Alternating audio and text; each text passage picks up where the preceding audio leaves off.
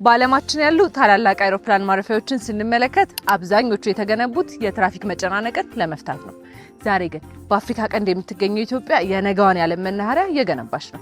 የቢሾፍቱ ሜጋ አውሮፕላን ማረፊያ ይህንን 110 ሚሊዮን መንገደኞችን የማስተናገድ አቅም ያለውን ግዙፍ የአቪዬሽን ከተማ የቢሾፍቱ ዓለም አቀፍ አውሮፕላን ማረፊያ ሀገራችን የወደፊቱን የዓለም ጂኦፖለቲካዊ አስተላለፍ አስቀድማ ተረድታ እየሰራች ያለችው ትውልድ ተሻጋሪ ፕሮጀክት ነው።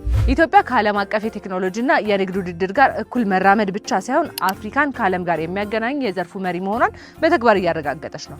በዓለም አቀፍ መድረክ ጠንካራ ትስስር የሁሉም ነገር ቁልፍ ነው። የቢሾፍቱ ሜጋ አውሮፕላን ማረፊያ የውጭ ቀጥታ ኢንቨስትመንትን በከፍተኛ ፍጥነት የሚስብ የዓለምን የንግድ ፍሰት የሚያቀላጥፍና የአፍሪካን ከዓለም ጋር የሚያስተሳስር ብቸኛና አስተማማኝ ማዕከል ነው። ሌሎች በነባሩ ስራ ሲወዳደሩ ኢትዮጵያ አዲሱን የጨዋታ ሕግ ራሷ እየጻፈች ነው።